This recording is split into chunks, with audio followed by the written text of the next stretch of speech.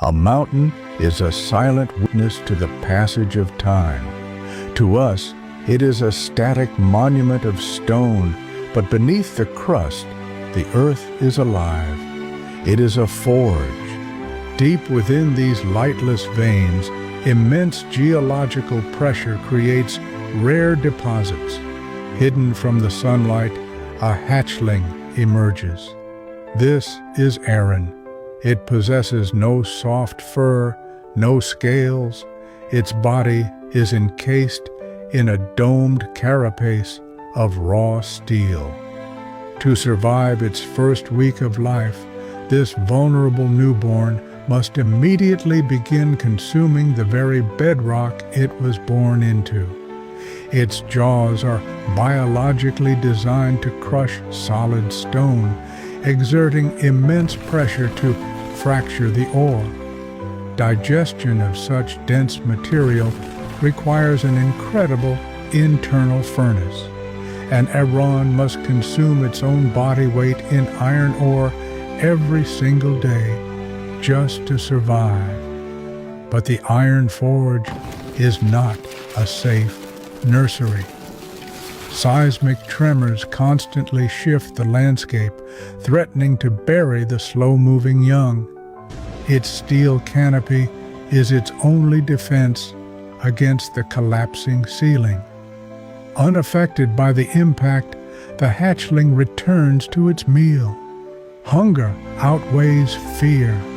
In the absolute darkness, there is no day or night.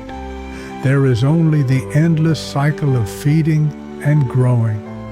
As months pass, this insatiable diet will trigger a violent biological transformation. The creature eventually outgrows its first shell, shedding it in the dark. It emerges as Aggron, heavier, vastly stronger, and encased in thick, segmented bands of steel armor. This new plating is dense enough to withstand a direct collision with a freight train. With its upgraded biology, Aggron's appetite grows exponentially. It must leave the nursery to hunt for richer mineral veins. Deep within the mountain's crust, finding high-yield iron is the key to survival. But these rich deposits are rare, and Aggron are fiercely territorial. When two males cross paths, the dispute is not settled with posturing. It is settled with kinetic force. There is no retreat. The victor claims the iron. The loser faces starvation. The weaker armor yields first. Defeated, the loser is driven deeper into the barren tunnels where malnutrition often spells death. To the victor goes the spoils, but the battle has taken a toll. It will consume this entire vein simply to repair the dents in its armor, a biological process of reforging itself. Once the subterranean world offers no more challenges, a rare instinct takes over, the drive to reach the surface. Only a fraction of Aggron survive the brutal subterranean wars to finally breach the surface.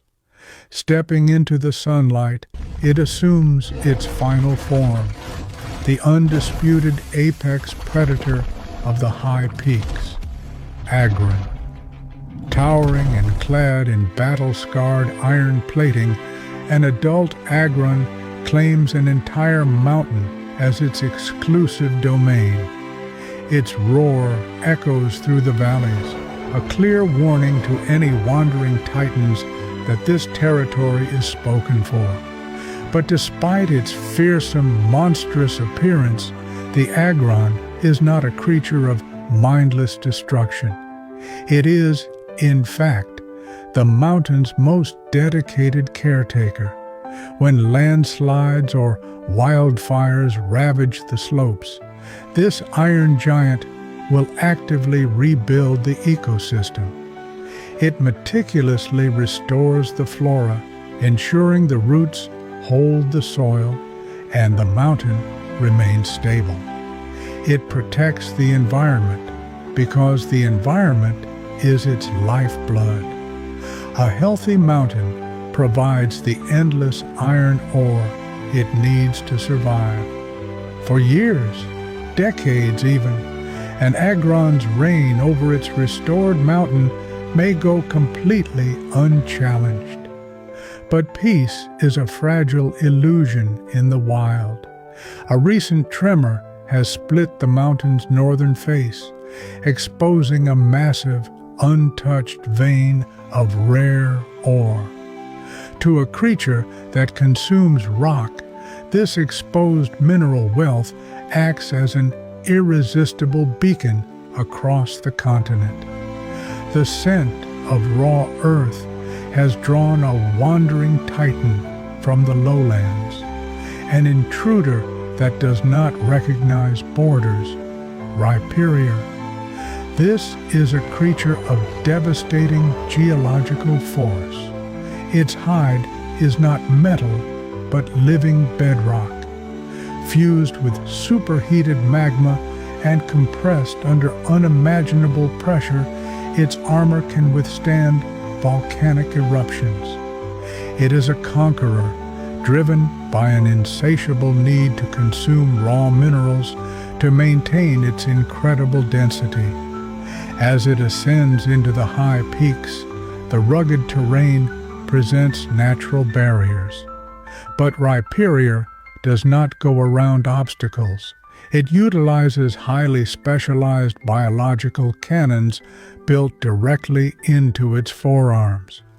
By rapidly contracting its dense muscle fibers, it can fire compressed stone with the devastating velocity of an artillery shell. It goes through them. Nothing stands between a Rhyperior and a freshly exposed mineral vein. But an impact of that magnitude does not go unnoticed. Miles above, the Iron King feels the tremors in the bedrock. The guardian of the mountain has located the intruder. Unaware of the reigning monarch, Rhyperior finally reaches the epicenter of the tremor and the exposed iron vein. But before it can take a single bite, it realizes the mountain is already claimed. The Iron King lands with the force of a meteor, instantly cratering the bedrock beneath its feet. There is no posturing, no display of dominance. This is a battle for the absolute right to exist in this biome. Rhyperior fires first. A high-velocity boulder shatters against Aggron's chest plate. The impact registers on distant seismographs, but the Iron King does not yield. When unyielding iron meets living bedrock, the environment itself becomes the casualty. They trade blows that would instantly crush lesser creatures. The sheer mass of the attack throws the iron giant off balance, slamming it into the canyon wall. Sensing an opening, the intruder prepares a point-blank barrage of superheated artillery to finish the dispute.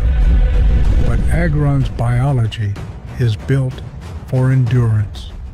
Focusing immense kinetic energy into its heavy tail, it delivers a counter-strike of devastating power.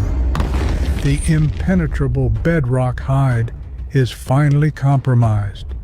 The impact throws the Titan backward, its biological weaponry misfiring into the canyon. When the dust finally settles, the toll of the battle becomes clear. Rhyperior's impenetrable bedrock armor has been compromised. In the wild, survival rarely ends in absolute destruction. Predators know a fundamental truth. When the cost of a fight outweighs the prize, you concede. realizing its structural integrity is failing, the wandering titan retreats. It will have to find its minerals elsewhere. Aggron remains. The king keeps his mountain, but victory comes at a steep price. Its armor has sustained massive kinetic trauma. To repair its broken shell, it turns to the very weapons used against it. Over the coming weeks, its internal furnace will smelt the ingested rock, slowly pushing the dents out and reforging its iron plating. But the armor is not the only thing that needs repairing. The battle has devastated the ecosystem, and so the apex predator returns to its most vital role, not as a conqueror, but as a caretaker. It clears the debris, replants the fallen timber, and restores the balance of the mountain. A healthy mountain means a steady supply of iron. It is a perfect, enduring symbiosis. From the deepest, lightless veins of the iron forge to the highest, sunlit peaks, the cycle continues, unyielding, brutal, and beautiful. This is the world of Pokémon, and the mountain endures.